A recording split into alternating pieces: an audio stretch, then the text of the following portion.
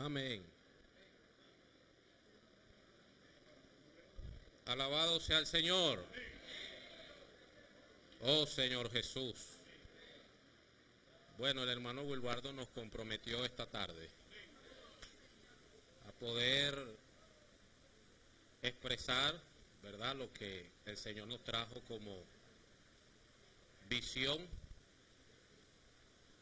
para poder practicar la palabra. ¿Ven? Yo ya compartí, él nos dio 10 minutos, yo voy a compartir 1 minuto y Diony va a compartir 9 minutos. Bueno, el título del mensaje es la congregación de los primogénitos o la iglesia de los primogénitos, que gracias al Señor está aquí reunida esta tarde, porque el Señor nos mostró de manera muy clara que Él quiere cumplir su voluntad con nosotros. Amén. Y consideraba algunas cosas cuando el hermano comenzó a hablar la palabra, ¿verdad? En primer lugar, el grado de compromiso que tenemos nosotros. En segundo lugar, lo que Dios quiere hacer. Y en tercer lugar, las cosas que están aconteciendo. No podemos ver la obra simplemente como un servicio. La obra es mucho más amplia, ¿verdad? Y dentro de lo que Dios quiere hacer, Él incluyó a muchos ministros. Pablo fue un ministro, Pedro fue un ministro y Juan es un ministro. No canto bien con aquel micrófono. Alabado sea el Señor.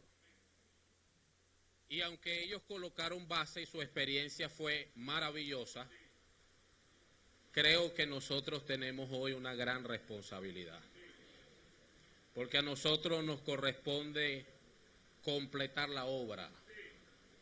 Y esa palabra debe ser marcada en nuestro corazón. No puede dejarnos tranquilos. Debe causar inquietud. Debe despertar nuestra búsqueda. Y creo que como los hermanos en los himnos nos han conducido, debemos bastante orar. Porque Dios está esperando una respuesta. Y con el ejemplo de Hebreo, ¿verdad?, que trazó un paralelo entre el pueblo de Israel y nosotros, viendo el ejemplo del pueblo de Israel, fueron muchas las personas, o muchos los israelitas que se acercaron al monte. Pero alabado sea el Señor que nosotros nos acercamos al monte de Sión, ¿verdad? Es la ciudad del gran rey. Dios quiere completar su obra. Ok. Para completar su obra necesitamos pagar un precio. Y estas son palabras que el Señor nos ha hablado en otro tiempo, pero que hoy están marcando nuestro servicio. Y el hermano hizo varias preguntas. La primera, si Dios puede contar con nosotros, ¿verdad? Yo quiero hacer esa pregunta para mí como una reflexión pública. Dios puede contar conmigo. Es la pregunta. Si Dios puede contar conmigo es porque yo he estimado lo que Él colocó delante de mí como su plan, como su deseo. Ya no soy Esaú, que solo piensa en sus intereses, en sus necesidades. Era legítimo en el ejemplo de él que él sintiera hambre. Era legítimo. Y al final cuando el hermano explicaba, ¿no?, el ejemplo, consideraba algo, ¿no? Apocalipsis capítulo 3, versículo 11 nos dice: retén lo que tiene, y nosotros tenemos esa corona hoy en nuestras manos, para que ninguno la tome. Pero en el ejemplo de Esaú, no fue que alguien se la arrebató. No fue que alguien le vio la corona, arrancó a correr y se la arrebató. sino que voluntariamente Él se dio su primogenitura, restándole valor. Ni siquiera la colocó en la misma posición del plato de lenteja. La puso en un valor inferior, ¿verdad? Bueno, amados hermanos, nosotros somos Jacob, no somos Esaú. Eso significa que entendemos el valor de la primogenitura. ¿Y usted sabe cómo Jacob ganó la primogenitura? Sirviéndole a Esaú. Él preparó las lentejas, las guisó bien y se las dio, ¿cierto? Nosotros podemos ganar nuestra primogenitura, podemos retener nuestra corona, sirviéndole a los hermanos, que implica el sacerdocio, ¿verdad? Entendiendo el valor de lo que Dios nos entregó. Tiene que ver con el derecho a heredar el reino. Y sobre todas las cosas, amados, tenemos una doble porción. Tenemos la posición de ser hijos de Dios, pero también buscamos la realidad de ser un hijo de Dios. Un hijo de Dios ama la voluntad de Dios. Un hijo de Dios se entrega por la voluntad de Dios y logra sentir lo que Dios está sintiendo. Al final de este tiempo deben suceder varias cosas. La primera, el misterio de la iniquidad debe operar. Eso traerá la manifestación del anticristo. Pero por otro lado, Dios edificará su iglesia. Y la iglesia es la expresión de Dios. Y el ministerio del nuevo pacto está produciendo los ministros, las personas capacitadas por Dios para cumplir el deseo de su corazón. Entonces quiero leer estos versículos, ¿verdad?, que el Señor nos habló hoy en Hebreo. Señor Jesús, oh Señor Jesús.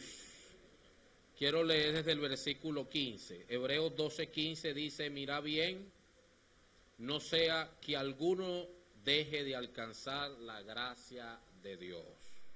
Alabado sea el Señor. Dios nos dio su gracia. Amén. Esa gracia nos capacita. No podemos perder la oportunidad de ganar la gracia. Luego dice el versículo 17, porque ya sabéis que aún después deseando heredar la bendición, fue desechado. Y no hubo oportunidad para el arrepentimiento. Entonces esta palabra oportunidad representa nuestro servicio. ¿Sabía? El servicio es una oportunidad que tenemos para crecer. Oportunidad también son las reuniones. Ofrendar también representa otra oportunidad. Pero qué triste que hayamos perdido la oportunidad y este versículo entonces llegue a ser nuestra experiencia. Lloremos porque ya no hay oportunidad para el arrepentimiento. Oh Señor Jesús, alabado sea el Señor. Y el versículo 22 dice: sino que os habéis acercado al monte de Sión, a la ciudad del Dios vivo, Jerusalén la celestial, la compañía de muchos millares de ángeles, a la congregación de los primogénitos que están inscritos en los cielos. Entonces, la palabra que más me resaltó en este mensaje es que este ministerio nos saca de la individualidad. Tenemos que tener una mayor experiencia de edificación. ¿Cómo obtenemos esa experiencia? Es a través de la comunión con los hermanos. Alabamos al Señor por este mensaje. Este mensaje es alentador por un lado, porque nos dijo que nosotros somos tales ministros. Pero por otro lado, creo que es una advertencia para nosotros. El tiempo ya ha avanzado y se acerca el día y nos corresponde a nosotros entonces darle una respuesta al Señor. Jesús es el Señor. Bueno, Diony.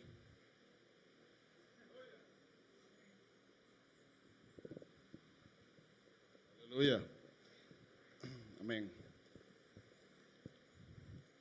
Tenía tiempo que no me asustaba. Aleluya. Gracias al Señor porque está abriendo estas palabras para nosotros.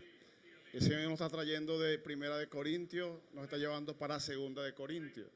El Espíritu habló con nosotros y dijo que Primera de Corintios es para personas individuales, también para personas pecadoras y para niños que solo juegan con los dones. Más Segunda de Corintios, el Señor está trayendo un ministerio muy elevado. Un ministerio tan maravilloso que quiere producir de nosotros ministros. Y estos ministros es para que puedan cooperar con la venida del Señor, ¿cierto? Y el hermano Wilbardo compartía la experiencia del apóstol, de todos los que el Señor llamó. El Señor llamó a Pablo, ¿cierto? Y Pablo cumplió su ministerio. Como tal ministro, también Pablo sufrió, ¿cierto? Pedro no la tuvo tan fácil. Wow, para Pedro fue mucho sufrimiento para escribir una carta tan elevada, una carta tan maravillosa. Y Pablo está tan abierto y él sabía hasta dónde podía llegar en su función para la edificación del cuerpo de Cristo. Aún en su epístola Pedro poder decir, escuchen a Pablo, wow, yo tal vez no entienda estas cosas, pero Pablo las habló. Y si las van a torcer, estén muy pendientes, que aunque no las entiendo, el Espíritu me da testimonio, ¿cierto? El Señor también habló de que Dios está trabajando para llevarnos a nosotros hoy a ser esos ministros. Nosotros somos los ministros del 2020. Los ministros que Dios está perfeccionando para completar la obra.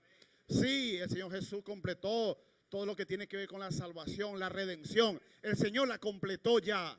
Nosotros no podemos decir que falta algo. El Espíritu mostraba que, pero sí falta en cuanto a la edificación. Somos los que Dios llamó para nosotros poder edificar el cuerpo de Cristo. Quiere decir que Dios está contando con nosotros y nos está dando a nosotros tal encargo. El hermano también decía, usted hace 6 meses, ¿cómo era usted hace 6 meses? ¿Cuál era su nivel de compromiso en las cosas celestiales? ¿Cuál era su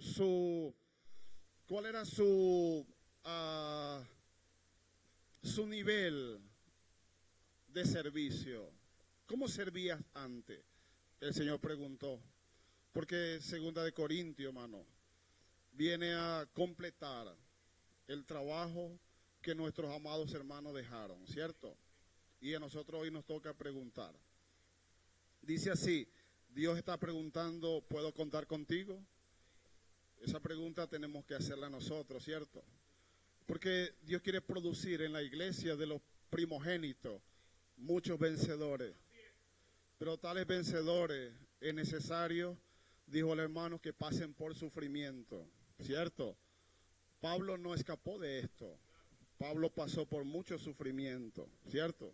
Todos los hermanos que han servido al Señor pasaron por mucho sufrimiento. Porque los sufrimientos producen hombres espirituales.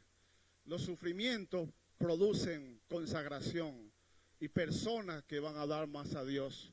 Porque los sufrimientos tienen que llevarnos a la oración y tienen que llevarnos a la comunión con Dios y a la comunión con los hermanos. Y esa comunión va a sacar las impurezas de nosotros para hacernos mejores ministros. Señor Jesús, muchos hermanos a través de la historia han sufrido por causa de esta edificación. Para ti y para mí no es menos, ¿cierto? No esperes que Satanás y el mundo te lance flores, ¿cierto? Porque Dios quiere preparar tu carácter. Si el Señor viniese y te consiguiera con tu carácter, seguro que a Dios no le serviría. ¿Por qué? Porque Dios quiere levantar a aquellos que aman el derecho de reinar, el derecho de tener la corona que el Señor nos ha dado. Por eso los sufrimientos son parte de esta historia en esta edificación. Yo recordaba cuando el hermano Will compartía, yo recordaba a Steve Hawking. Él tenía un cuadrapléjico. Sí, Ela es. Y eso, la enfermedad era que paralizaba todos los músculos. Y yo recordaba la experiencia del hermano Reinaldo, ¿sí? En Brasil, en Ribeirão Preto, Belo Horizonte. Recordaba al hermano Reinaldo, que el hermano Reinaldo también tiene esta enfermedad, ¿cierto? Y era el hermano que estaba encargado de todos los colportores en todo Brasil, ¿por qué no decir a nivel mundial? Era la línea, la dirección que los colportores recibíamos para llevar un libro a las manos de las personas. Y este hermano, el trabajo de él era preparar a muchas personas para llevar un libro. El hermano también sufrió esta enfermedad. Y ahora el hermano Reinaldo escribe un libro que se llama ¿Por qué no a mí? Porque a los hijos de Dios también le pasan cosas, ¿sí? Él, aún siendo cuadrapléjico, que no puede moverse, solo escribir, porque la computadora tiene el lector con los ojos, el poeta escribiendo, ¿por qué no a mí? Señor Jesús, yo recuerdo que el hermano decía, si estás padeciendo, es para que la gloria de Dios se muestre más en ti. Si tienes alguna enfermedad, no está mal, toma tratamiento. Los hijos de Dios también se enferman. A los hijos de Dios también le pasan cosas. Este padecimiento es para gloria, es para que nosotros seamos perfeccionados. Dios nos está perfeccionando. Y es necesario, hermano Will, que nosotros a través de muchas tribulaciones podamos entrar en el reino y pueda ser la iglesia de los primogénitos, ¿cierto? Y yo recordaba una experiencia del hermano que compartía y decía que cuando se va a poner una vacuna en el cuerpo, normalmente usted busca los músculos más sanos y los músculos más fuertes. Will hace así. Sí, el músculo más fuerte, ¿cierto? Y también la nalga, los glúteos, perdón. Pero la vacuna que lleva la dosis para alentar y sanar al cuerpo, siempre va al músculo más fuerte, ¿cierto? Por eso es necesario que nosotros tengamos para entrar muchas tribulaciones. Porque usted que está aquí es la parte más fuerte del cuerpo, la cual el Señor va a usar para ganar a muchos, para que el suministro a través de usted llegue a todo el cuerpo y el cuerpo sea bien sanado, ¿cierto? Hermano, esto es maravilloso. Aún sigo temblando. Amén. A tal hecho que Pablo perdió la esperanza de conservar la vida. Y yo me preguntaba, wow, ¿hasta dónde yo me he dado por el Señor? ¿Hasta dónde me he entregado por el Señor? ¿Cuánto me falta darme por el Señor? Realmente quiero ser sincero con ustedes. Cuando yo creí en el Señor, yo no leí estas letricas chiquiticas que teníamos que sufrir por causa del Señor. Teníamos que darnos por causa del Señor. A mí solo me dijeron, ora. No va a pasar nada. Es de la loquera, hermano.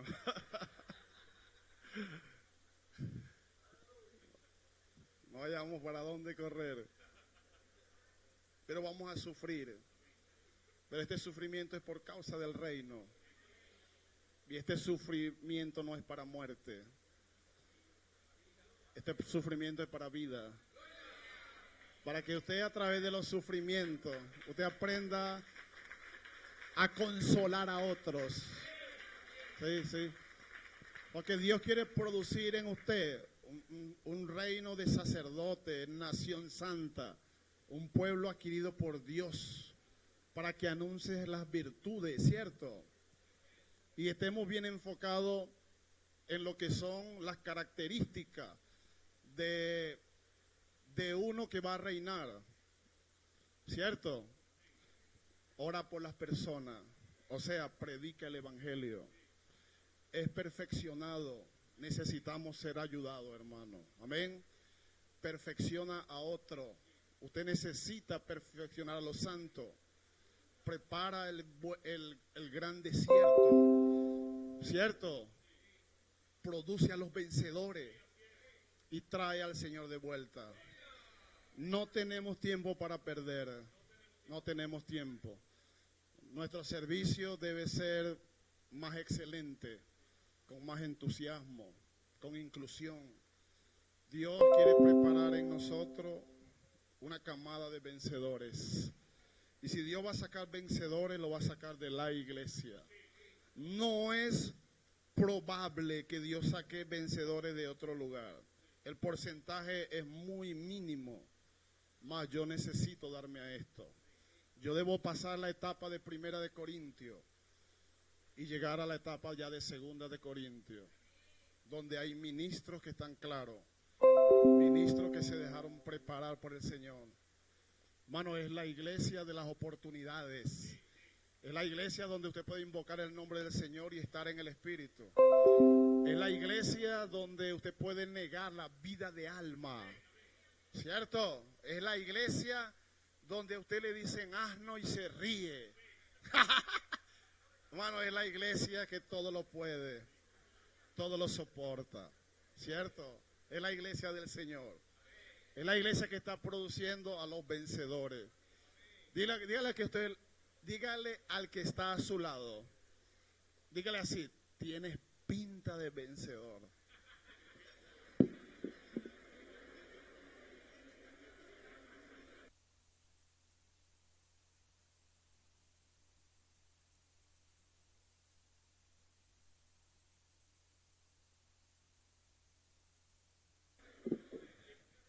Señor Jesús, tienes cara de vencedor, aleluya. Amén, Señor Jesús. ¿Cuántos quieren vencer? Hay que sufrir. Señor Jesús.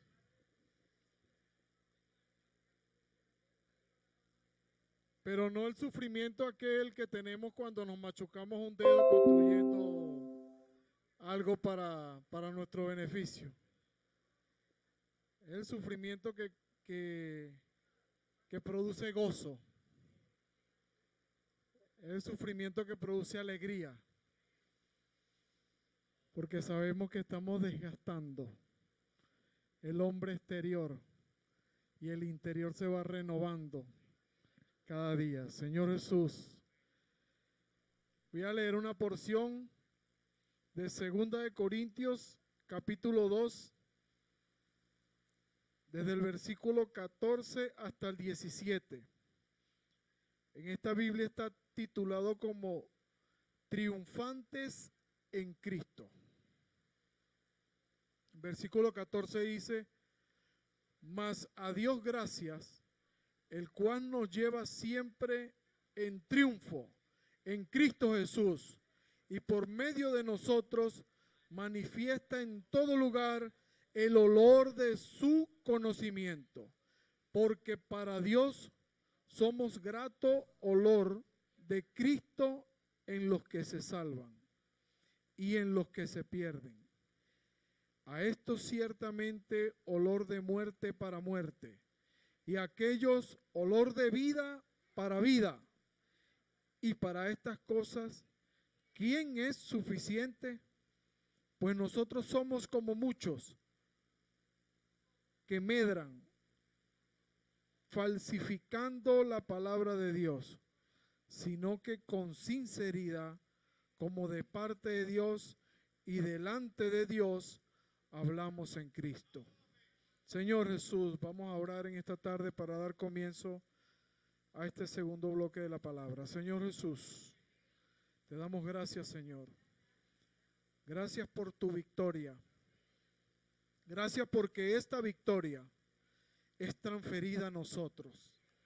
Así como usted triunfó en la cruz, murió, resucitó, venció al diablo, a las huestes y a las potestades, nos ha transferido esa victoria a nosotros. Y hoy podemos decir que somos triunfantes en Cristo. Señor, gracias por su amor, gracias por su palabra. Háblenos en esta tarde. Siga usando a su siervo. Pase, Señor, de él como un canal donde pueda fluir su vida. Señor Jesús. Amén.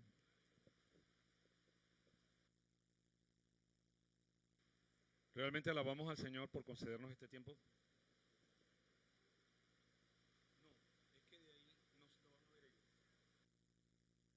Aleluya. Le damos muchas gracias al Señor por esta oportunidad y esperamos realmente que la palabra pueda ser de mucha ayuda y de mucha alineación para todas las iglesias. Señor Jesús, Dios está contando con nosotros. Aleluya. Dígale al hermano que está al lado de eso.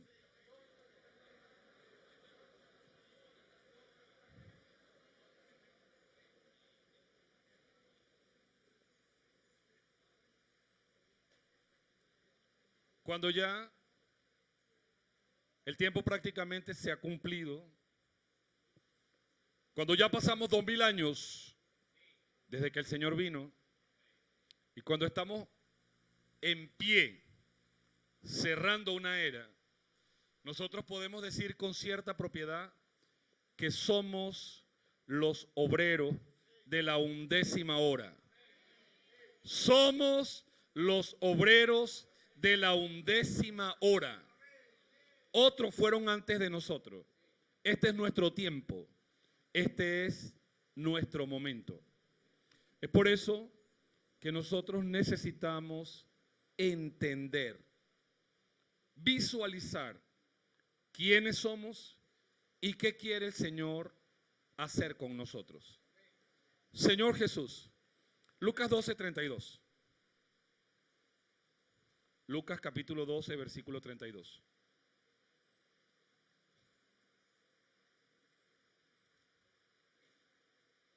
Dice así: no temáis, manada pequeña, porque a vuestro Padre le ha placido daros el reino. No temáis, no temáis. San Felipe, no temáis. Carora, no temáis. Chivacoa, no temáis. Cabudare, no temáis. Duaca, no temáis. Barquisimeto, no temáis.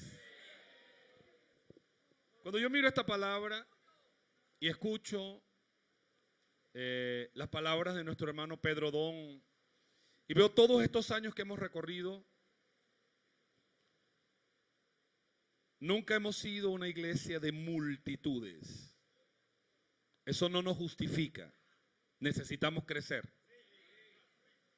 Pero lo que quiero mostrar, hermano, es que el Señor cuenta con lo que somos. Y recuerdo que el Señor llamó fue a 12. Aleluya. Hermano, era descabellado llamar a 12 para cambiar el mundo. Hermano, eso es una locura. Y estos 12 llegaron a ser 120. Y después fueron más de 500. Y estos 12 y estos 120 y estos 500 llegaron hasta nosotros.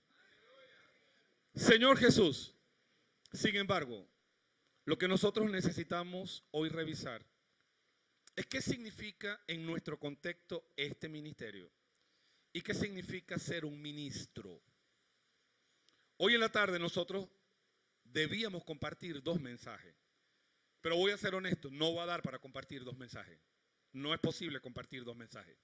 Vamos a compartir un mensaje. Y el título de este mensaje es ¿cómo Dios prepara a los ministros del nuevo pacto? Ser forjado como un ministro del nuevo pacto es un asunto de transformación. No puedes seguir siendo igual, tienes que cambiar. A ver, di conmigo, tengo que cambiar. Dilo, tengo que cambiar. Tengo que cambiar. Tengo que ser transformado. Tienes que abrir tu vida. Tienes que abrir tu corazón. Porque el ministerio del nuevo pacto no es un asunto que tú puedes llevar adelante en tu fuerza, en tu inteligencia, en tu capacidad. El ministerio del nuevo pacto es un asunto de Dios, pero de Dios con nosotros, de Dios contigo, capaz de transformar y cambiar lo que somos, capaz de tomar nuestra vida imperfecta, nuestra vida con todos nuestros defectos y hacer algo glorioso, algo maravilloso para la edificación del cuerpo de Cristo. Por eso aprendemos lecciones muy grandes. Una de las más grandes lecciones es que necesitamos aprender a servir en humildad. Y esa es una lección dura, difícil. Porque nuestro corazón quiere posiciones, reconocimiento, aplausos. Señor Jesús. Vamos a Lucas 22. Lucas 22.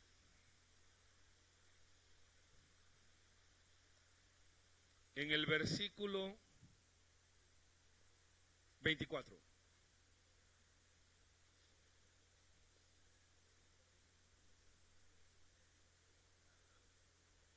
¿Qué dice?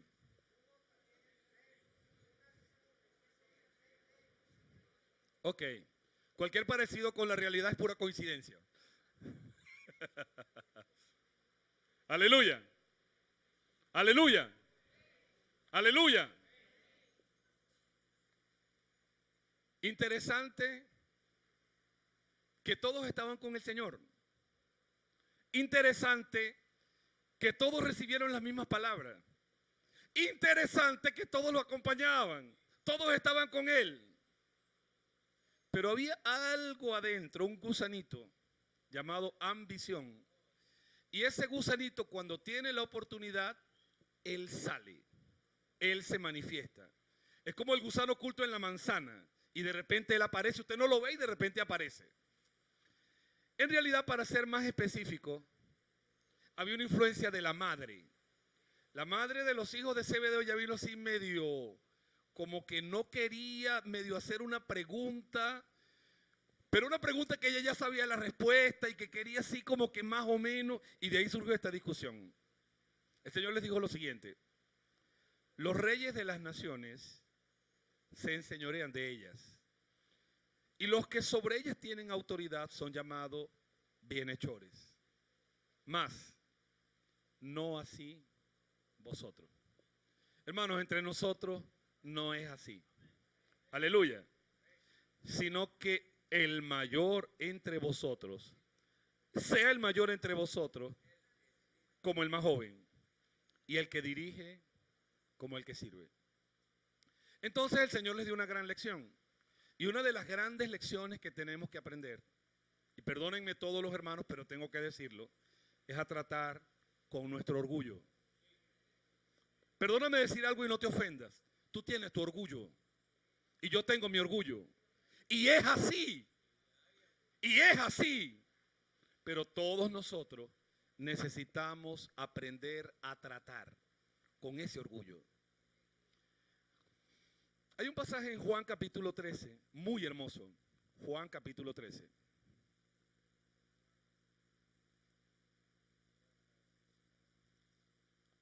Es el versículo 12.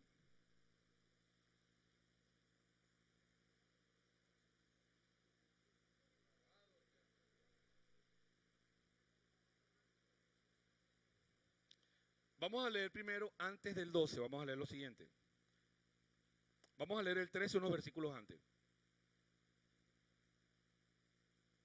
Versículo 4.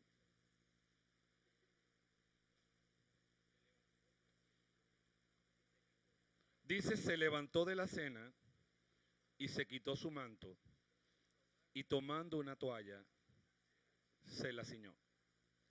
Según la costumbre judía, cuando usted tenía invitados en su casa, usted tenía que honrar a sus invitados. Y según esa costumbre, usted tendría una persona de una posición inferior. Bien fuera un hijo, bien fuera un siervo, ¿verdad? Y según la costumbre judía, esa persona de condición inferior debía honrar al invitado que usted tenía.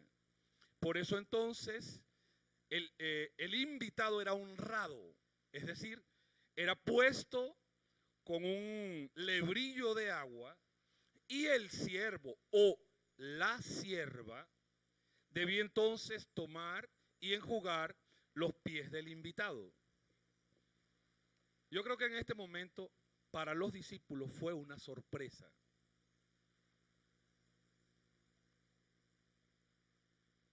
Dice que tomó una toalla y se la ciñó.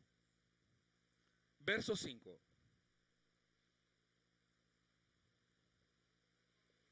Dice, luego puso agua en un lebrillo y comenzó a lavar los pies de los discípulos y a enjugarlos con la toalla con que estaba ceñido. Señor Jesús, ¿quién era el maestro? ¿Quién era el Señor? ¿Por qué él estaba haciendo eso? No era lógico. Él era el Señor. Él era Jesús. Para todos los discípulos, ¿verdad? En la costumbre judía, imaginaron que el Señor iba a tener a alguien para que cuando fueran a cenar, lavarle los pies. ¿Por qué? Porque ya el Señor los había dicho para cenar, ¿verdad? Y la costumbre era que como los caminos eran de polvo, pocos caminos eran pavimentados. Los caminos pavimentados eran los de Roma, no los de Jerusalén. Que ellos tenían ciertas cuestiones de granito, de baldosas, de adoquines, pero los de Jerusalén no. Y entonces el calzado no era cerrado. ¿Usted se puede quitar los zapatos? Sí, ahora sí, porque nuestros zapatos nos cubren del polvo. Por lo tanto, lo más que usted puede tener es que estén sudados, pero no van a estar percudidos. ¿Me entendió? Pero en aquel tiempo no solo estaban sudados, estaban percudidos, estaban sucios. Señor Jesús, verso 6. Entonces vino a Simón Pedro y Pedro le dijo, Señor, tú me lavas los pies. Señor, ¿de verdad tú vas a hacer eso, Señor? Respondió Jesús y le dijo, lo que yo hago, tú no lo comprendes ahora, mas lo entenderás después. Pedro le dijo, no me lavarás los pies jamás. Jesús le respondió, si no te lavare, no tendrás parte conmigo. Le dijo Simón Pedro, Señor, entonces no solo mis pies, las manos y la cabeza también. Estas cosas fueron escritas para nosotros.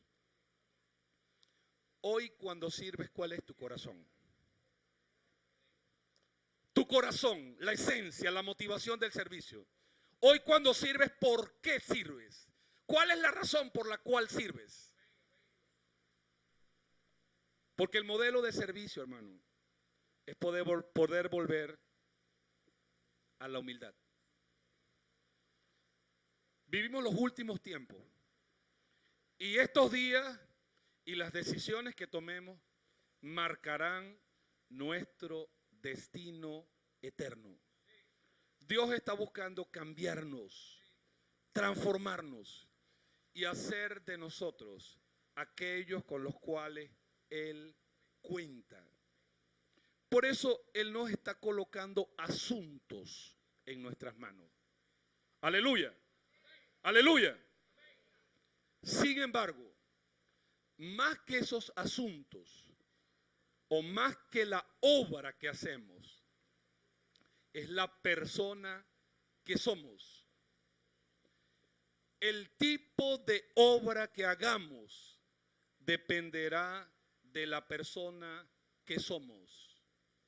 Y son las pequeñas cosas que hacemos las que demuestran quiénes en realidad somos. Si hoy el Señor te preguntara esta tarde, ¿quién eres? ¿Cuál sería tu respuesta? ¿Quién eres? ¿Quién eres? Eso. ¿Quién eres? Un ministro del nuevo pacto. Habría que hacer otra pregunta. ¿Cómo vives? Señor Jesús. Señor Jesús. Por eso cuando nosotros hablamos del ministerio del nuevo pacto, muchas cosas necesitan ser integradas, completadas. Me pareció excelente la revisión de Argeni y de Diony, pero el Señor necesita que cada uno de nosotros se involucre en la edificación. La suma de toda nuestra unanimidad producirá la edificación del cuerpo. Cuando todos nosotros estamos colimados en función de un objetivo, caminando en una dirección, llevando adelante lo que recibimos, entonces se produce la edificación del cuerpo de Cristo. ¿Todos hacemos lo mismo? No. ¿Todos hacemos el mismo asunto? No.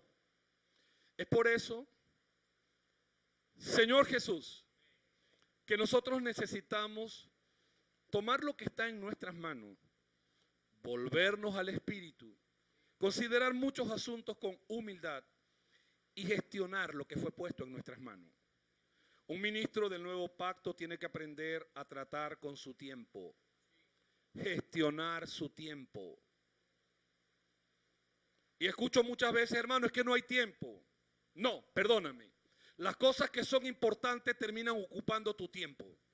Simple. Si algo es importante para ti, ese algo va a tomar tu tiempo. Señor Jesús, hermano, es que no tengo tiempo. No. Tu respuesta no es correcta. No es que no tienes tiempo, es que tienes otras prioridades. Señor Jesús, igual necesitamos aprender a gestionar nuestro dinero. Déjame decirte algo. Todo lo que fue puesto en tu mano es la bendición de Dios. Todos tus bienes son la bendición de Dios. Toda tu prosperidad es la bendición de Dios. Tu casa, tus bienes materiales. Ahora, ¿de quién es tu casa? ¿Es de Dios o tuya? ¿Seguro? ¿De quién es tu carro? ¿Es de Dios o tuyo?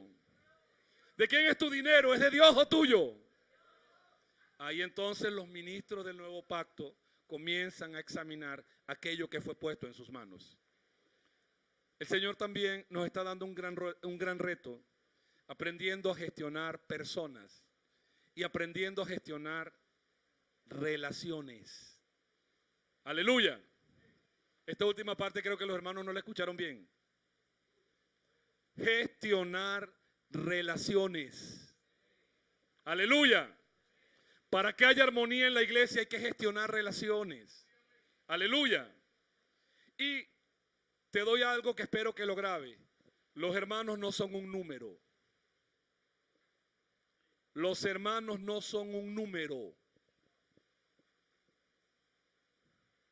A ver, aclaro lo que quiero decir. Si tú tienes en este momento una bandeja con 1000 panes, aquí hay un panadero, creo que Cristian es panadero, ¿sí? Y tú ves que un pan se va a quemar, de los 1000, 10 se te van a quemar, porque se pasó el horno, está recién. ¿Qué haces tú? ¿Qué perdemos, los 10 o los 1000? Los 10. Esa es la matemática humana. Esa no es la matemática de Dios. Dios arriesgó 99 y buscó una.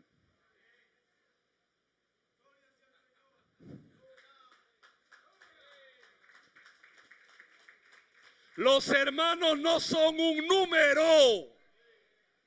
Los hermanos no son un número. Son personas a las cuales hay que dedicarle tiempo. Y son importantes todos. Y todos tienen que ser cuidados. Y eso es parte de nuestro ministerio. Un ministro del nuevo pacto necesita volverse a la simplicidad. ¿Qué significa volverse a la simplicidad?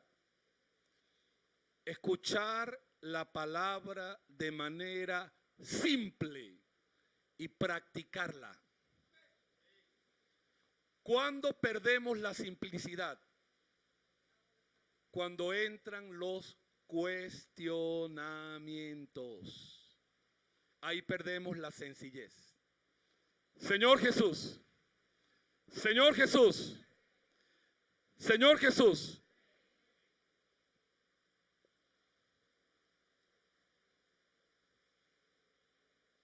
Eva no tenía problema. Eva simplemente escuchaba la voz de Dios igual que Adán y para ella estaba bien. ¿Sí o no? Le voy a aclarar. A ver, Eva y Adán en algún momento se dieron cuenta que estaban desnudos antes de la caída. ¿Se dieron cuenta? Pero cuando la serpiente entró, ¿verdad? Y dañó su percepción espiritual. Y ellos empezaron a juzgar lo que era bueno y lo que era malo. Lo primero que hicieron fue darse cuenta. Estamos desnudos. Tienes tanto tiempo desnudo y ahorita es que te das cuenta que estás desnudo. Tanto tiempo permaneciste desnudo y es en este momento que te das cuenta. ¿Por qué tomó a Eva, hermano? Porque esto tiene mucho que ver con el servicio.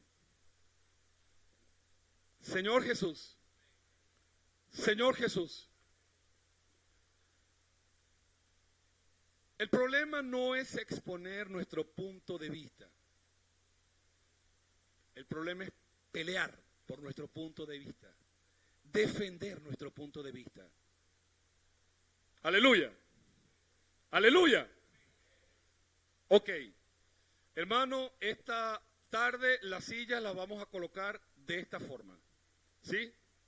Y dice Antonio, hermano, ¿pero por qué no las colocamos al revés? ¿Su opinión es válida o no es válida? ¿Ah? Pero Natanael dice, hermano, yo creo que si empezamos desde el baño y nos abrimos como un árbol, quedan mejores, ¿sí? Entonces, Abel dice, no, hermano, no. Hay que empezar a ponerlas desde allá, desde la entrada. Y así cuando las pongamos, los que lleguen de último se quedan de una vez sentados. ¿Quién tiene razón? ¿Quién tiene razón? ¿Y a quién le damos la razón? Es por eso, hermano, que ser ministros del nuevo pacto es entender que Dios delegó autoridades y junto con las autoridades delegó la toma de decisiones, y esto es algo que nos golpea. ¿Me hago entender? Ok, ¿quiénes subieron al monte de la transfiguración?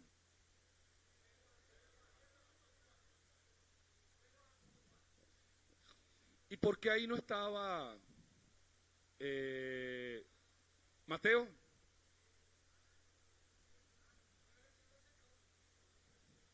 Ajá, ¿y por qué ahí no estaba Andrés? ¿Y por qué ahí no estaba Judas? Explíquenme. Explíquenme. Yo les quiero decir algo, hermano. Dios es soberano. Y en su soberanía, Él decide quiénes van al frente. Y no me toca a mí cuestionar ni decidir quiénes van al frente. Aleluya por los que van al frente. Que Dios los bendiga. Y si quieres saber algo, yo no quiero estar en esos zapatos. Yo quiero estar donde estoy tranquilo. Y que Dios me siga usando. Quiero contarles dos experiencias, miren. Yo he estado muy cerca de Roberto Graner. Quiero decirle algo. Yo no quiero estar en esos zapatos, hermano. Ni me imagino Pedro y Esdras. Dios les dio esa gracia a ellos. Que Dios los bendiga. Yo no quiero ser Pedro, yo no quiero ser Esdras, yo no quiero ser Roberto. Yo quiero ser Wilbardo. En el lugar donde Dios me colocó. Simple. Señor Jesús. Un ministro del nuevo pacto está claro en la autoridad. Hubo conversaciones que el Señor no tuvo con todos. Hubo conversaciones que el Señor no tuvo con todos. Las tuvo con un grupito pequeño. Les digo más, en los momentos más cruciales, cuando fue a orar al Getsemaní, ¿qué hizo? Dejó un grupo y se llevó a un grupito pequeño más adelante. ¿Por qué nos ofendemos cuando no nos llaman? Piense, ¿por qué no nos ofendemos cuando no nos llaman? Señor Jesús, Señor Jesús. Ajá, ¿quiénes pasaron a compartir antes de mí? Argeni y Diony. ¿Y por qué no pasó Ricardo? ¿Y por qué no pasó Valdemar? Entonces Ricardo dice, me la tienen aplicada. Pasan a ese negro repugnante de Barquisimeto. Señor Jesús. Santo, lo que quiero mostrar, hermano, lo que quiero mostrar es que los ministros del nuevo pacto saben no solamente cuál es su función, saben también cuál es su posición. Hermano, no tendremos forma de avanzar, ni en Barquisimeto, ni en Cabudare, ni en Chivacoa, ni en ninguna iglesia, a menos que cada quien sepa dónde Dios lo puso, cuál es su función y cuáles son sus límites. Denle un aplauso al Señor.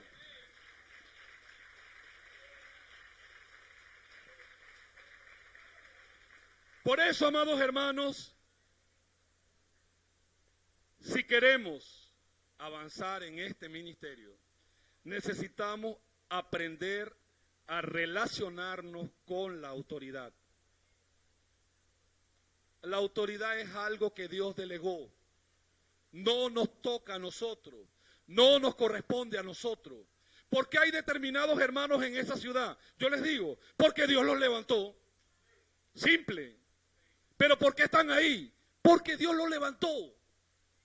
¿Por qué hay un hermano yendo a España y a Italia y a Portugal? Hermano, simple. Porque Dios lo levantó. Y yo no voy a pelear con Dios y decirle, Dios, ¿por qué yo no fui a Italia? No, yo no soy yo, es otro hermano que está yendo a Italia. ¿Y por qué un hermano va a Perú? Porque Dios le delegó eso, hermano.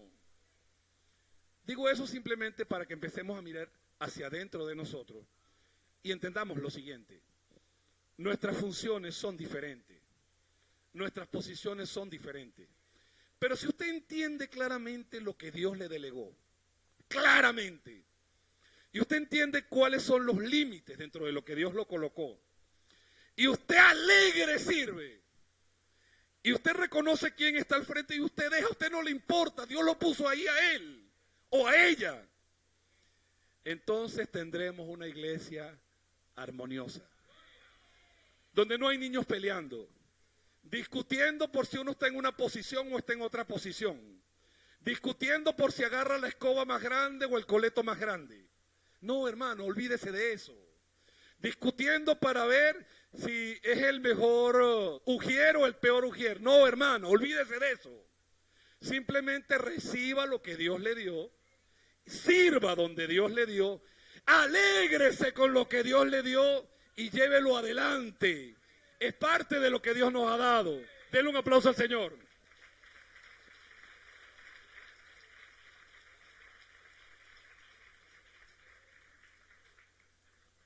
Le digo algo, hermano. Yo sé que hay decisiones que no me corresponden a mí tomarlas. Aleluya. Aleluya. Hay decisiones que les corresponde a otro hermano tomar. Ajá, ¿cuál es entonces mi posición? Esperar que se equivoque para criticarlo. ¿Es así? O esperar que él falle para decir que yo sí sabía cómo hacerlo. Para decir que yo sí tenía razón. Les digo algo, hermano. Hay hermanos que van frente a mí, que en ocasiones no he estado de acuerdo con decisiones que han tomado. Hasta ahí es válido. ¿Pero qué hago? Simplemente digo, Señor, tú no me delegaste a mí, tú lo delegaste a Él.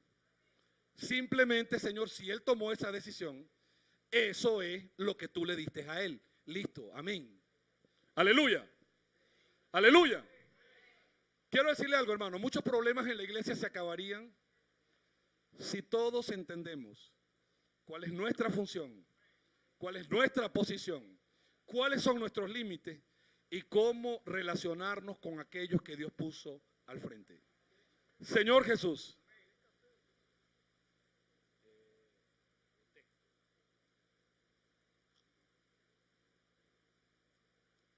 ¿Cómo vamos a llevar adelante nuestro ministerio?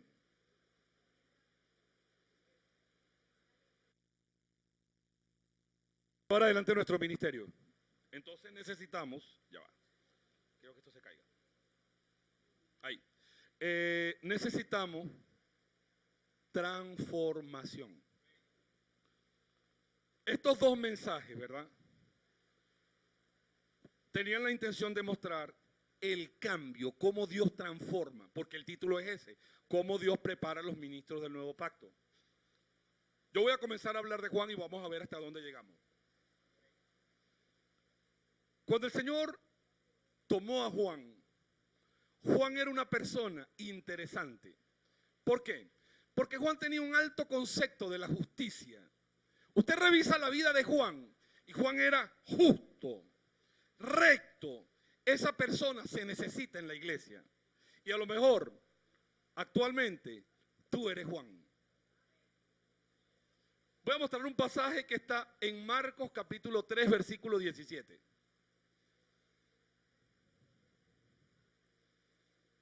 Marcos capítulo 3, versículo 17.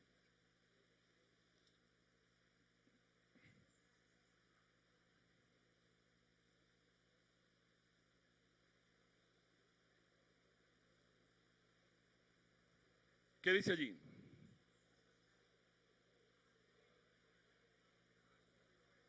Dice a Jacobo, hijo de Zebedeo, y a Juan, hermano de Jacobo, a quienes apellidó Boanerges. Esto es, ¿por qué usted cree que lo llamaban hijos del trueno? Mire, ellos reclamaban más que Oriana. Ellos reclamaban por todo, reclamaban, porque ellos tenían la razón. Y por eso se apellidaron hijos del trueno. Ellos rápidamente no estaban de acuerdo con algo y rápidamente lo hablaban. Ahora yo le hago una pregunta, ¿tenían razón o no tenían razón? ¿Ah? ¿Tenían razón o no tenían razón? Pero aún con la razón, Dios no podía usarlos. Aleluya, aleluya. Ese hombre así era necesario, pero tenía que ser transformado. A ver, Mateo capítulo 9. Mateo capítulo 9. Mateo capítulo 9. Ya va. No. Será Marcos capítulo 9.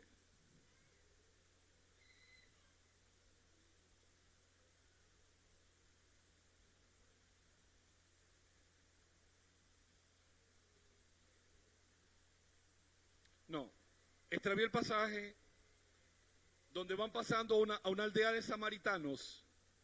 Están cerca de una aldea de samaritanos. Y los samaritanos no le dejan pasar porque tenían como aspecto de que iban a Jerusalén y los samaritanos se le opusieron.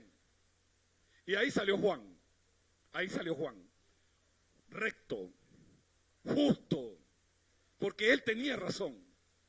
Y Juan le dice al Señor: Señor, ¿no es más fácil que pidamos que descienda fuego del cielo y los consuma?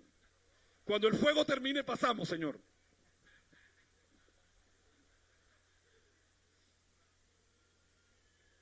Le hago una pregunta. ¿Tenía razón Juan? ¿Tenía razón Juan o no tenía? Ok, cambio el ejemplo. Supongamos que entre la policía en este momento por ahí.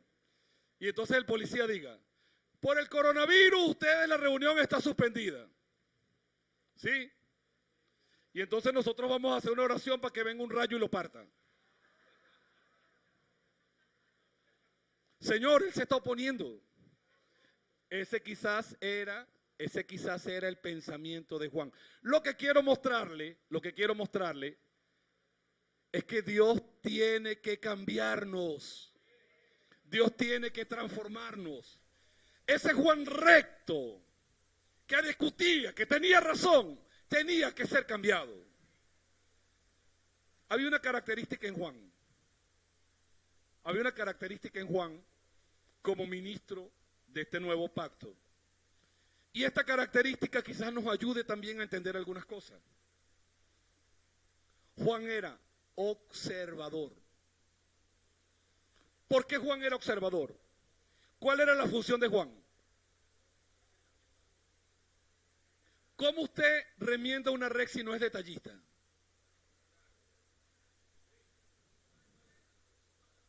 Es Lucas 9:54, ese es el pasaje. Es Lucas 9:54. Vamos a tomarlo.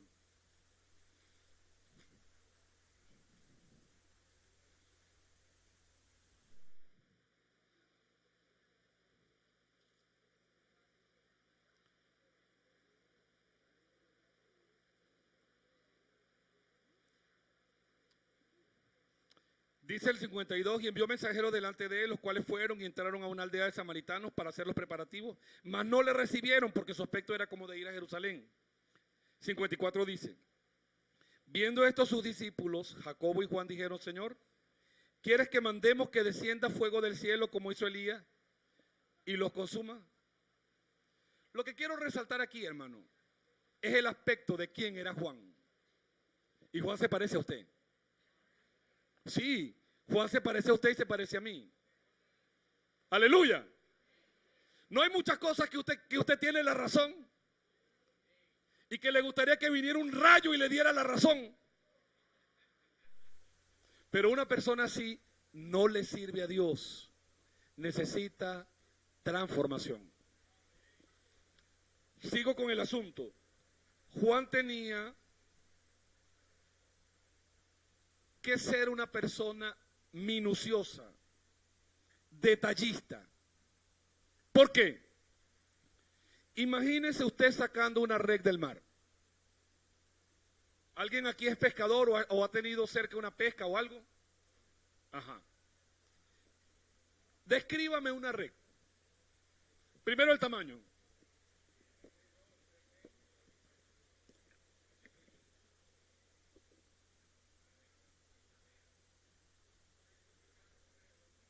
Descríbame esa red donde salieron 153 peces. ¿Ah? Ok, ahora preste atención a lo siguiente. ¿Cómo usted sabe que se rompió? Sí, pero ¿cómo sabes que se rompió?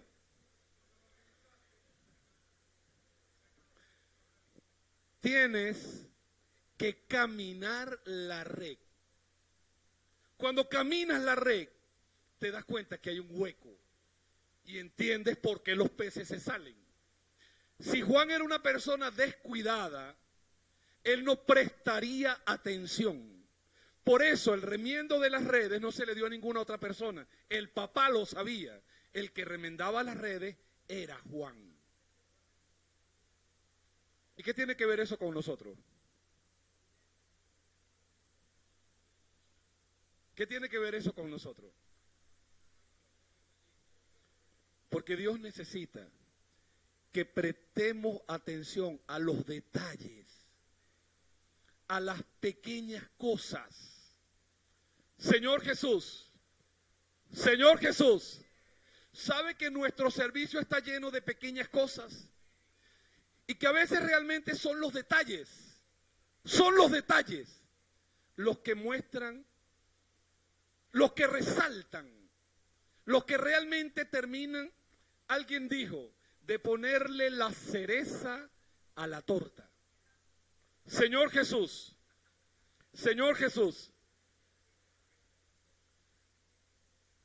Juan 21:11.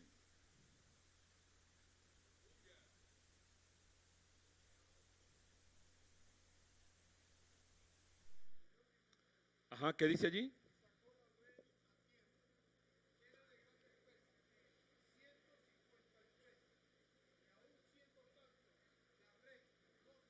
Ok. Describo el hecho y quiero que me presten atención. Ellos pasaron toda la noche, no han pescado nada, son pescadores expertos. El tiempo de la pesca es de noche, no es de día. De noche es que se sacan los peces. Ya está amaneciendo, están cansados. Y el Señor está en la orilla y ellos están en el mar. Y el Señor le dice, tírenla a la derecha. Y ellos, yo creo que al principio medio titubearon. Tenemos toda la noche pescando.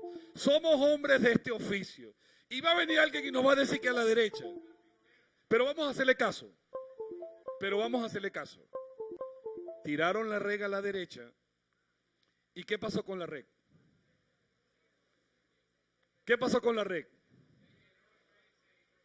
Lo que no habían pescado durante toda la noche, la red salió llena de 153 peces.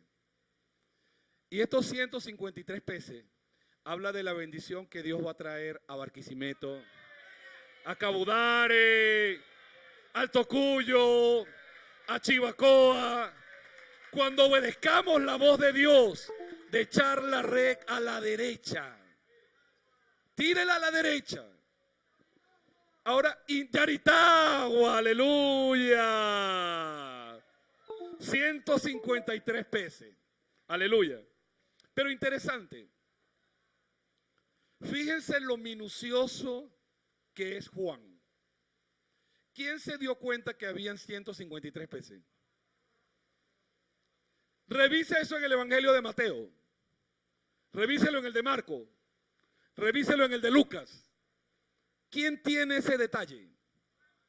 Entonces usted entiende que Juan era una persona minuciosa. Y en nuestro servicio necesitamos aprender a prestar atención a los detalles.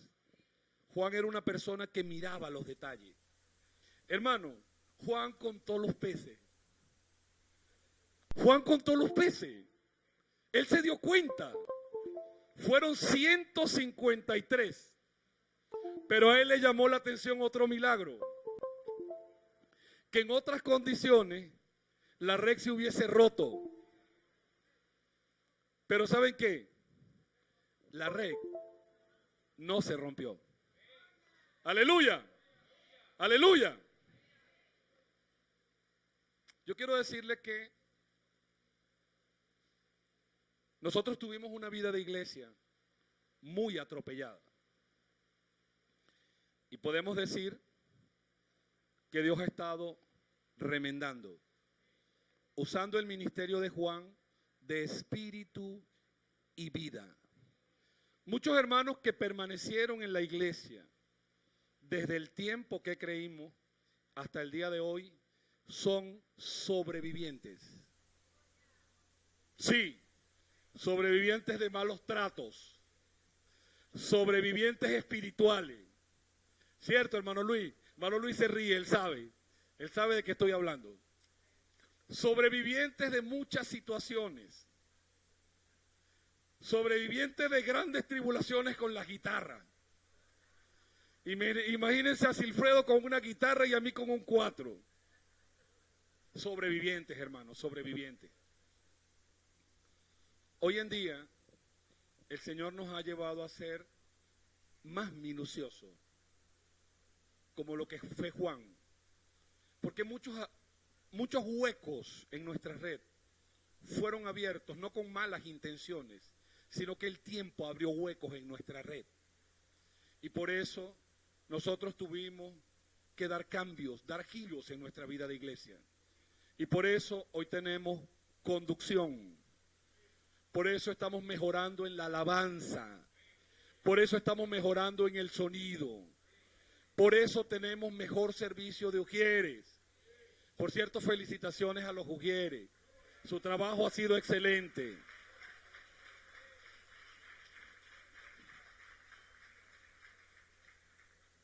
Nos dimos cuenta, hermano, que estábamos perdiendo a muchos jóvenes y por eso comenzamos a hacer un trabajo de restaurar el ministerio juvenil. Un aplauso para el ministerio juvenil.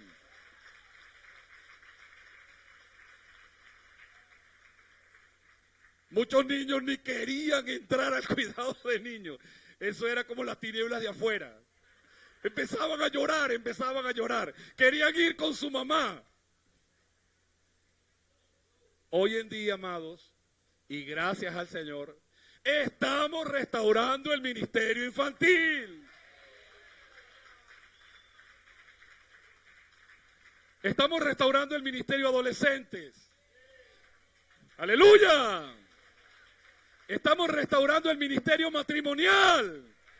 Esta semana vamos a estar en Chivacoa. Para nadie dijo amén, Diony.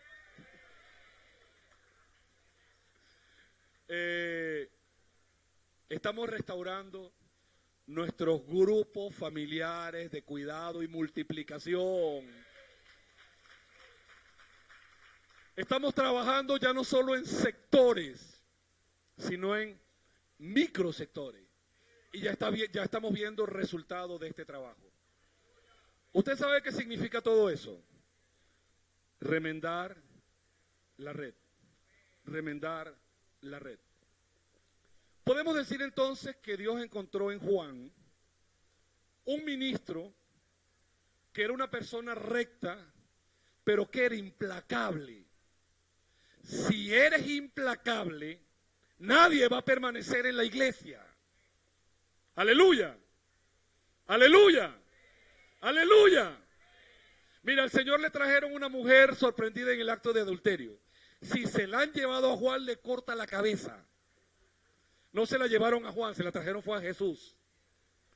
Y cuando se la trajeron, el Señor despreocupadamente escribía y los fariseos lo atosigaban. Pero dinos, ¿qué hacemos? Dinos. Y él escribía en tierra. La apedreamos porque la ley dice, mira, aquí está. Y el Señor escribía en tierra. Hasta que alzó los ojos. ¿Ustedes quieren cumplir la ley? Ok. Entonces examinen, el que esté libre de pecado, lance la primera piedra. Cuando todos salieron, el Señor no fue complaciente con la mujer, pero fue empático. Le dijo, yo puedo condenarte, pero ni yo te condeno. Vete y no peques más. El Señor le dijo, yo entiendo tu situación, entiendo tu pecado, pero no puedes continuar pecando. Tienes que cambiar tu vida. Ahora, vete y no peques más. Ok, ¿qué quiero decir con esto de Juan? Porque Juan nos muestra un camino de transformación. Juan nos muestra un camino en el cual un ministro es llevado a cambiar. ¿Era bien la justicia de Juan? Sí, pero era muy dura. Su minuciosidad era útil, pero tenía que pasar por resurrección. Juan era una persona que no quería ser corregido. ¿A quién le gusta que le llamen la atención? Y por eso es que los jóvenes no se acercan mucho, porque no les gusta que le digan y que le llamen la atención. Y muchos hermanos no se acercan mucho porque no les gusta que le llamen la atención. Y Juan hacía algo bien inteligente. ¿Sabe qué hacía Juan? No abría la boca. De modo que el que se equivocaba era Pedro. Pedrito se llevaba los palos y Juan estaba detrás y sabía. Él observó todos los errores de Pedro. Todos los errores de Pedro. Por eso siempre la Biblia dice Pedro y Juan. Pedro y Juan. Y entonces Juan iba detrás de Pedro. Y Señor, ¿quiere que hagamos enramada? Y ahí estaba Juan. Juan no decía nada. Juan no decía nada. Y de repente una voz del cielo le decía, mira, este es mi hijo amado, no pongan a más nadie. Y el chaparrazo se lo llevaba a Pedro, pero ahí estaba Juan. Señor Jesús, una persona así tiene que ser cambiada. A ver, tomemos Hechos capítulo 3, versículo 1.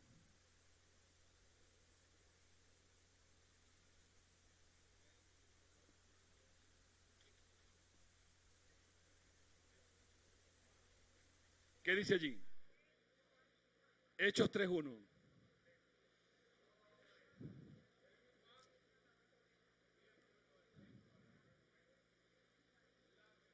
Ok, dice Pedro y Juan, porque el líder era Pedro. Ahora, te quiero decir algo. Es preferible que nos equivoquemos.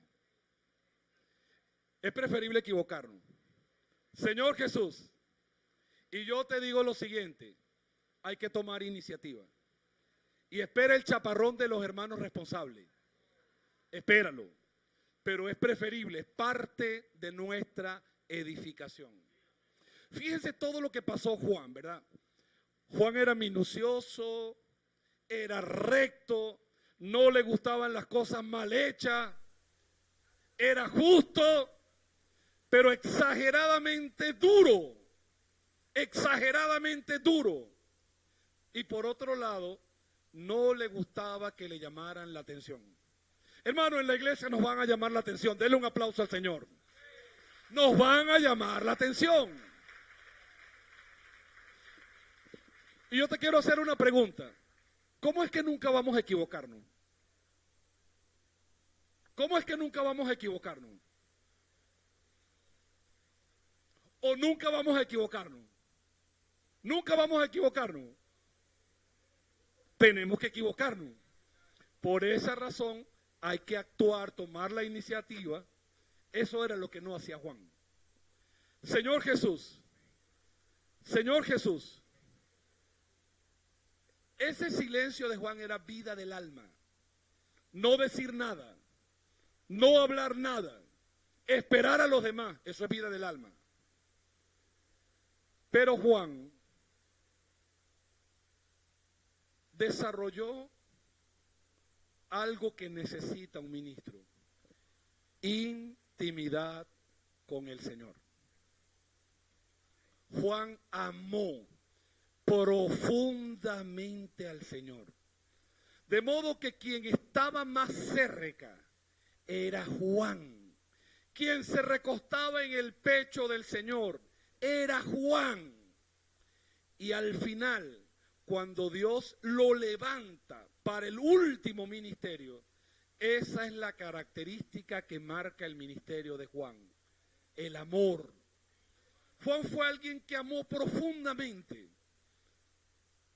Su amor con Dios, su amor con el Señor, cambió su servicio.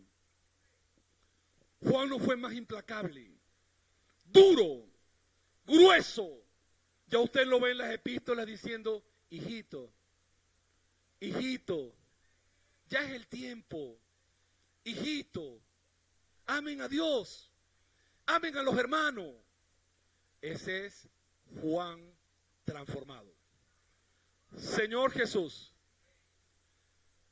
lo último que Dios hizo con Juan fue llevarlo a Patmos y lo procesó en Pasmo para lograr en Juan un ministerio maduro. Juan sufrió mucho, fue un destierro. Realmente es difícil marcar ese tiempo del destierro, porque cuando uno revisa históricamente, no es tan fácil ubicarlo. Es más o menos en el tiempo de Diocleciano. Y hay muchas historias relacionadas con Juan.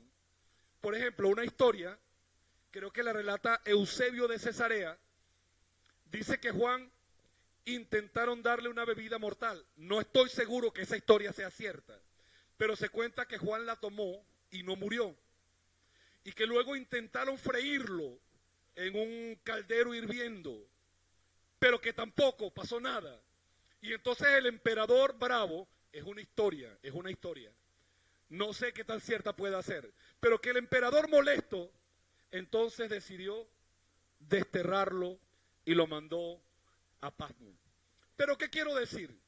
Lo que quiero decir es que Juan tenía características buenas. Y tú tienes características buenas.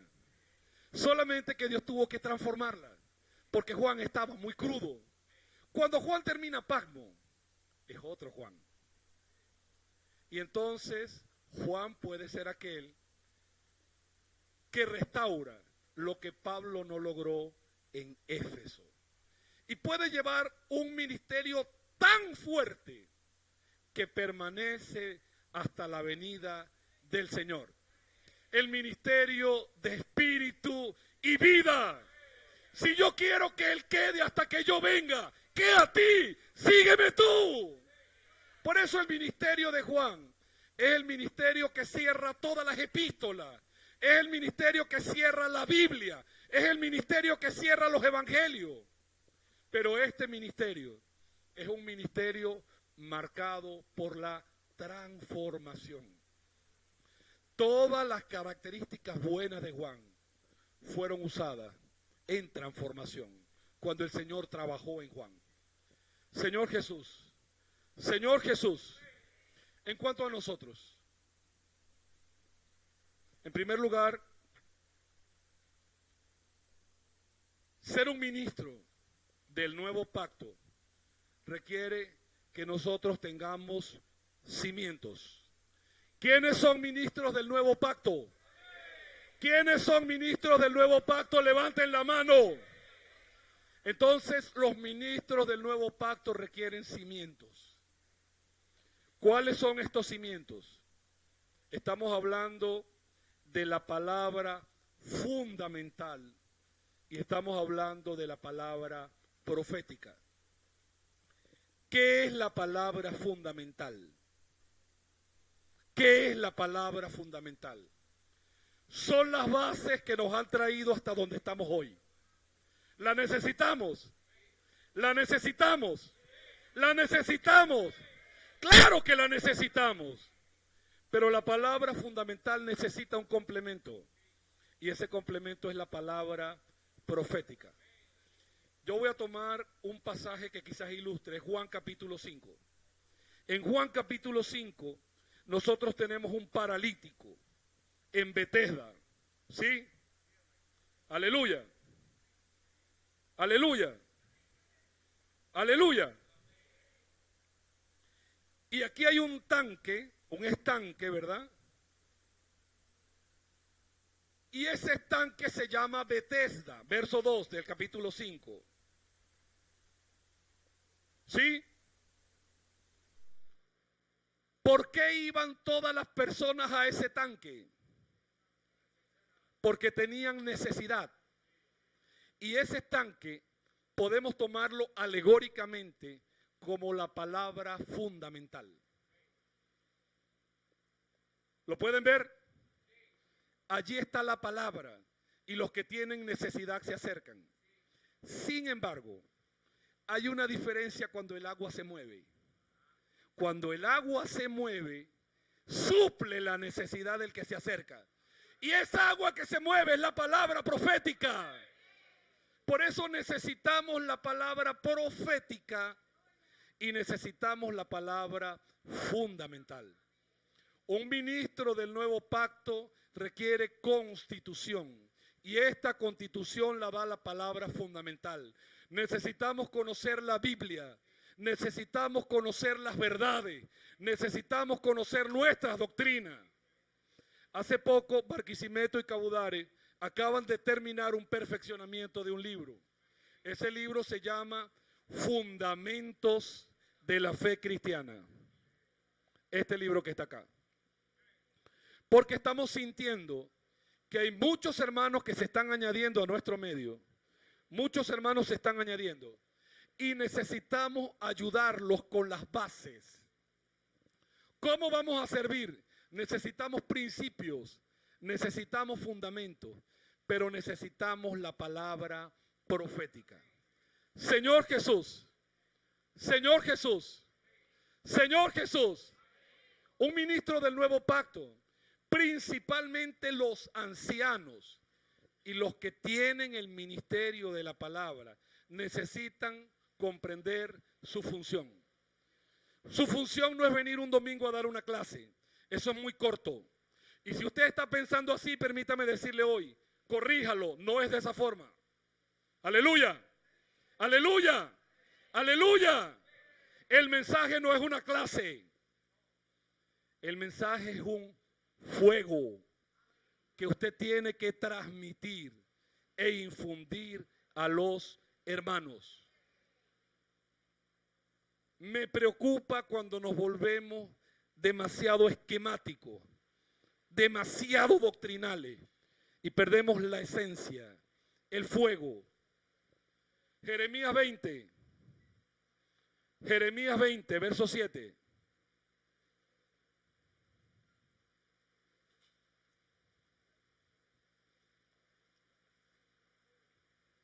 Me sedujiste, oh Jehová, y fui seducido. Más fuerte fuiste que yo y me venciste. Cada día he sido escarnecido, cada cual se burla de mí. Verso 8. Porque cuántas veces hablo, doy voces, grito violencia y destrucción, porque la palabra de Jehová me ha sido para afrenta y escarnio cada día. ¿Usted sabe qué está reclamando Jeremías? ¿Usted sabe qué está reclamando Jeremías? Que él profetizaba, que él llevaba la palabra y cada vez sufría más, cada vez llevaba más escarnio. Verso 9. Entonces Jeremías dijo, bueno, de ahora en adelante no hablo. De ahora en adelante me quedo callado. Y dije, no me acordaré más de él, ni hablaré más en su nombre. Pero fíjese esto que está acá. No obstante, había en mi corazón como un fuego ardiente metido en mis huesos. Traté de sufrirlo y no pude. Hermano, que cada vez que abramos nuestra boca, la palabra salga como un fuego. No es la doctrina que estudiamos, es el espíritu que recibimos, es el encargo que recibimos, es la carga que estamos recibiendo de Dios, es la palabra que tiene que ser liberada. Señor Jesús, un ministro del nuevo pacto necesita tener el hábito de leer. Amados hermanos, amadas hermanas, necesitan leer. Señor Jesús, nuestro conocimiento no es para medir a las personas, no es para establecer comparaciones. Nuestro conocimiento y los que recibimos es para cambiar vidas. Aleluya, aleluya, para transformar a las personas. Señor Jesús, el ministro del nuevo pacto no hace una obra. El ministro del nuevo pacto vive el ministerio. Aleluya. El ministro del nuevo pacto no hace una obra. El ministro del nuevo pacto vive el ministerio. Señor Jesús, Señor Jesús. Señor Jesús. El ministerio es el vivir del ministro. Puedo decir que el ministro del nuevo pacto es aquel en donde Dios escribe y es aquel que escriben los hermanos. Aleluya. Por un lado Dios escribe en nosotros, por otro lado nosotros escribimos en los hermanos. Segunda de Corintios, capítulo 2.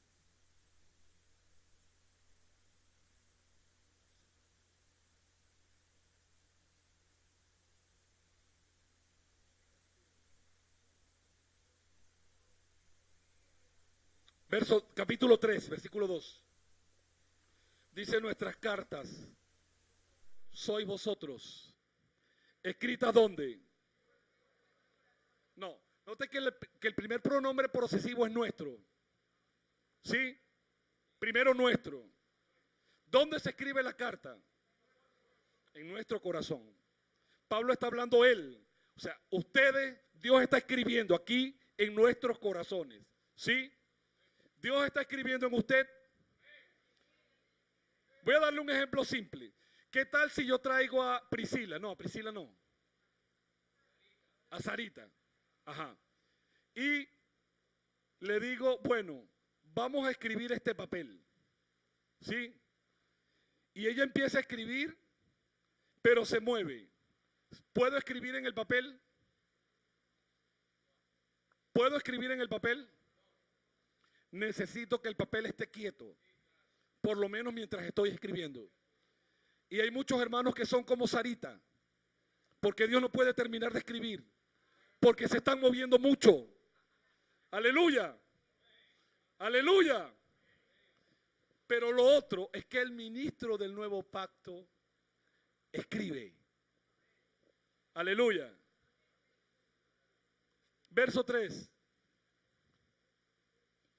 Siendo que sois cartas de Cristo, expedidas por nosotros. La primera parte dice que Dios está escribiendo en nosotros. La segunda parte dice que nosotros estamos escribiendo en los hermanos. ¿Usted siente en esta tarde a Dios escribiendo? No los escucho. ¿Sienten en esta tarde a Dios escribiendo? Dios está escribiendo en nosotros. Pero la palabra, Dios está escribiendo hacia allá también. Señor Jesús. Señor Jesús. Por otro lado, un ministro del nuevo pacto necesita ser derrotado por Cristo. La experiencia que está en 2 de Corintios, no voy a avanzar más, el tiempo está bastante largo. Entre el 14 y el 16 de 2 de Corintios, describe lo siguiente. Señor Jesús, 2 de Corintios capítulo 2 del 14 al 16. Mas a Dios gracias, el cual nos lleva siempre en triunfo en Cristo Jesús, y por medio de nosotros manifiesta en todo lugar el olor de su conocimiento. Cuando usted toma este pasaje en el griego, usted entiende algo. Había una campaña militar, y en esa campaña militar había un general, y ese era el general victorioso, y ese general vencía a una multitud, y esa multitud vencida está aquí, y ese general es Cristo, que nos venció a todos. Y usted puede luchar y pelear, pero igualito usted va a perder, porque el Señor siempre gana. Y una vez que este general derrotaba, entonces él hacía algo. Él se vestía de gala y salía en un caballo, victorioso hacia el arco del triunfo. Y entonces, detrás de él venía un séquito. Y ese séquito implicaba derrotados. ¿Quiénes han sido derrotados? Déjenme anotarme de primero, hermano, porque el Señor me derrotó. Y créanme que aunque quería hacer muchas cosas, no me dejó. Y hasta el día de hoy me sigue derrotando. Y había un séquito de derrotados y cargaban incienso. Señor Jesús, Señor Jesús. Y estos derrotados llegaban a ser esclavos. Por eso, algunos de estos esclavos, su vida les era perdonada. Otros eran rebeldes, no se conformaban y eran ejecutados. Aleluya, aleluya. Hoy somos este séquito que porta el olor. Le voy a hacer una pregunta. Si detrás de esa pared alguien prendiera incienso, ¿usted podría olerlo aquí? Sí. El incienso es muy penetrante. Claro, si está de aquel lado no, yo estoy hablando aquí, en este lugar por lo menos. ¿Sí? Posiblemente usted no vea el origen, pero va a oler. Alguien dijo un dicho, dijo que la tos, el amor y el humo no se pueden esconder. Y el incienso, él se esparce. ¿Y qué significa ese incienso? Representa a Cristo, pero no a Cristo. El olor, el aroma de su conocimiento. Aleluya, aleluya. Y eso es lo que dice una persona cuando lo mira y le dice, no sé qué tienes, pero eres diferente. De verdad no descifro quién eres o qué haces, pero tú eres diferente. No sé qué es quién eres tú, pero noto, hay algo que se percibe en ti. No eres igual, porque tenemos el aroma de su conocimiento. Señor Jesús, Señor Jesús, Señor Jesús. Le quiero decir algo. Solamente alguien que ha sido cautivado puede producir otro cautivo. ¿Cuál es tu experiencia? ¿Fuiste cautivado? ¿Fuiste cautivado? Entonces puedes producir otro cautivo. Aleluya. Hermano, realmente no hay muchas cosas que podemos terminar de hablar esta tarde. El tiempo está bastante avanzado. Pero quiero decirle, los ministros del nuevo pacto son aquellos que están llenos de experiencia. Son aquellos que son transformados. Son aquellos que le dan importancia a la palabra. Son aquellos que administran las cosas que fueron puestas en sus manos. Son aquellos que tienen la minuciosidad de Juan para remendar redes. Son aquellos que tienen el corazón de Juan para amar.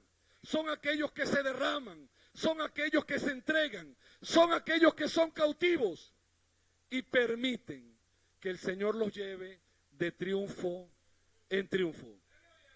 Esperamos, amados hermanos, que cuando entremos en el rumiar de estas palabras, porque nos queda un alimento diario más, luego entramos en estas palabras, realmente nuestra percepción pueda cambiar, hermanos, y dejemos de ser la iglesia en la cual estamos peleando por servir.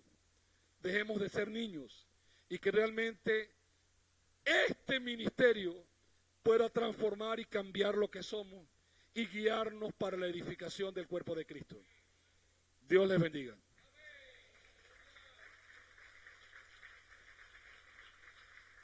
Vamos a abrir la oportunidad por causa del tiempo para 5 testimonios.